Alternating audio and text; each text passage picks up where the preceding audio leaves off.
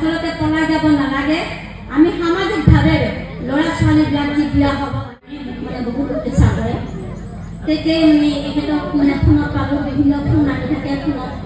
নহয়, এতিয়া আপোনালোকে এইবিলাক মদ খাই সতী সন্ততি নাই, হেন নাই তেন নাই বুলি কৈ নাৰী সমাজে পুৰুষ সমাজক এনেকৈ বদনাম কৰি এনেকৈ পৰকীয়া প্ৰেম কৰি বিয়া হৈ থকা ভাল কথা হোৱা নাই নহয়। হয়, এখেতক মানে ভাল পাই মই হেৰি হ'লোঁ, বিয়া হ'লোঁ, ফোনতে পালোঁ যেতিয়া। আমি এই পৰম্পৰাটো যি ৰক্ষা কৰিব লাগে এইটো কৰিলোঁ। আমি মানে পলাই যোৱা এই চবটো যে হ'ব নালাগে এই কথাটো মই মানে পচন্দ কৰা নাই। এখেতেও মানে মান্তি হ'ল আচলতে পলাই যাব নালাগে। আমি সামাজিকভাৱে ল'ৰা ছোৱালীবিলাক যি বিয়া হ'ব লাগে এই কথাটো মই পিছত চিন্তা কৰিলোঁ। মই পলাই যাই মই মানে তাত সন্তুষ্ট হ'ব নোৱাৰিলোঁ। যথা কথা মই ল'ৰা চাই নিজে পলাই গৈ যি মদাহী এজন পালোঁ এই কথাটো মই পিছত নিজে অনুভৱ কৰিলোঁ, চিন্তা কৰিলোঁ। কৰি উঠি মই এখেতক পালোঁ, পাই উঠি এখেতে যে মদ নাখায় এই কথাটো মই নিজে চিন্তা কৰিলোঁ। এওঁ এজন ভাল ল'ৰা, সেইকাৰণে মানে মই তেখেতৰ লগত বিয়া হ'লোঁ। যোৱা ৰাতি মোৰ বিয়া হৈ গ'ল। এতিয়া মই মদ নোখোৱাৰ কাৰণে ভাল বুলি কৈছে, লগৰ তিৰিয়ে আজি তেখেতে পলাই লৈ আছে, তেখেতক কি ভাল বুলি ক'ব আমি?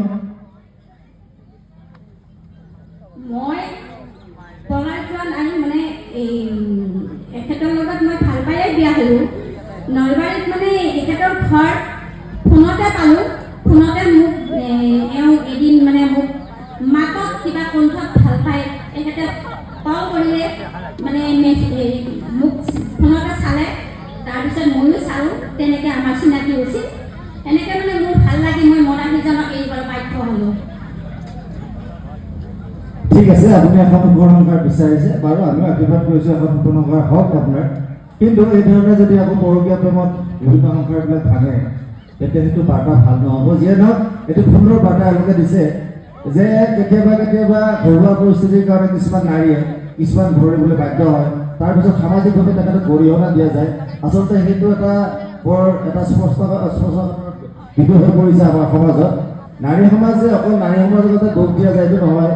বিভিন্ন ক্ষেত্ৰত কিছুমান পুৰুষ এনেধৰণৰ আগ্ৰাসী ভূমিকা হৈ থাকে নাৰীৰ ক্ষেত্ৰত, যে তেওঁলোকে নাৰীসকলক অত্যাধিক মদ পানী খায় বা বিভিন্ন সময়ত সন্দেহৰ ভিতৰত সোমাই নাৰীসকলক অত্যাচাৰ কৰে, যাৰ ফলত কিছুমান নাৰীয়ে এনে নিষ্ঠুৰ সিদ্ধান্ত ল'বলৈ বাধ্য হয়। আৰু সেইটো বাৰ্তা হয়তো এই ভেকচিনৰ দ্বাৰা পাইছোঁ বুলি আমি ভাবিছোঁ। ধন্যবাদ। যাওক আপোনালোক।